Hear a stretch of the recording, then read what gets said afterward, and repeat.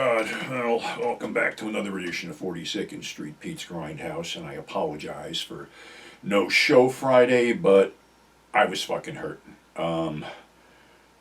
My fucking left hip is so fucked up with arthritis that it went out. I had to go back to the chiropractor and get it slammed in, which fucked my whole insides up. So I'm still in pain, but the show must go on. And speaking of the show must go on, I got an email, as a lot of you may have gotten an email from Grindhouse Releasing, and that email told me that they now have the theatrical distribution rights for Sam Sherman's Independent International Library.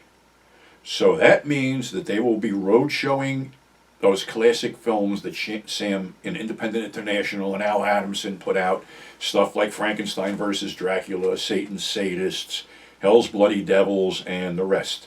I'm actually excited. I'm not excited for me, but I'm excited for you guys that go to the drive-ins and stuff like that in the theaters, because obviously they're going to road show it in the drive-ins. I'm sure the Mahoning Drive-In down in Pennsylvania is probably going to get a good sampling of this. And how cool would it be that if they went back to the old motif, like the Chiller Bloodorama Shock Show or the Festival of Blood or something like that, the way Sam used to do it, like throw out 4 different movies with blood in the title and not tell you what they were until you actually got there. Shit like that. I mean, it's going to be so cool for you guys to actually experience this shit the way I experienced it in a drive-in or in a big theater. So, we have that. But, I'm sure Bob, I just emailed Bob and I said, if you, got a release schedule or whatever, or a times table of where these things are going to be shown, by all means let me know and I'll announce it here. So, yeah. So today's episode is going to be really shitty cinema, going back to 1969 with a spaghetti western called Fiveman Army. And, a lot of American actors were going over there and were appearing in spaghetti westerns, but some look like they were extremely uncomfortable, and Fiveman Army is no exception because the main star is Peter Graves. Now, usually these stars get a little scruffy when they do spaghetti westerns. Not Peter. All he did was wear a serape, clean shaven, and that deadpan expression. You were actually expecting to hear a voice go, "Mr. Phelps, this could be your mission should you accept it, yada, yada, yada." He looks like he doesn't want to be there, and to be honest with you, the film is about 5 guys that basically owe the Peter Graves character, as he's the Dutchman. And he recruits these 5 guys. One's a big strong guy, Bud Spencer. One's an acrobatic guy. One throws a knife. One's a samurai, and one's an explosive expert. To basically rob a train and give the money, $500,000 to the revolutionaries. And he's a revolutionary because I guess the backstory is that the government killed his wife or something. So this just sort of meanders on. And I didn't see it in the theaters. It wound up on late night TV, and it was heavily cut. Well, they, for whatever reason, back in the 70s, and I think this was when Nixon was still in office, they were cutting violence out of just about every Western that was shown on TV. Late night or early night. They were cutting it out for some reason.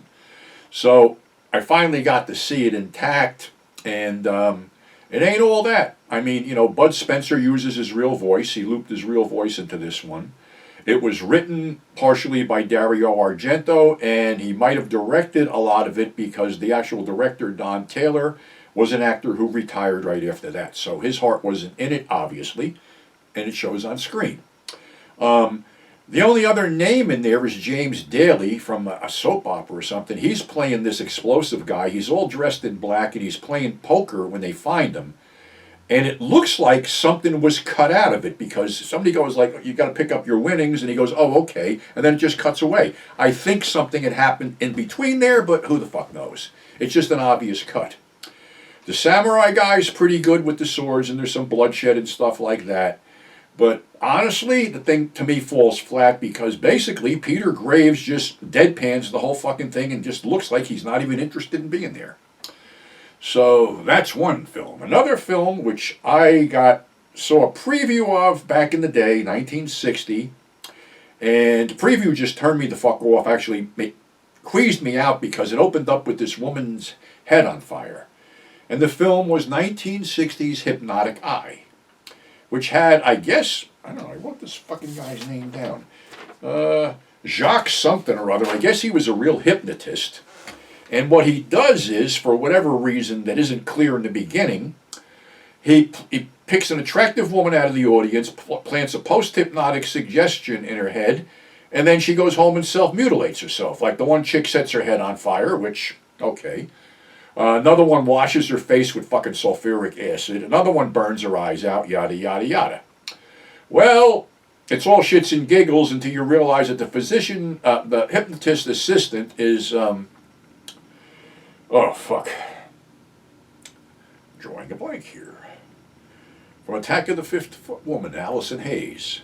She just sort of stands around nonplussed for a while, but it winds up that she's the one behind the mutilations because, guess what? Her face is mutilated too, and you never find out why the fuck it was mutilated, only toward the end, when they're trying to get the policeman's girlfriend to self-mutilate herself.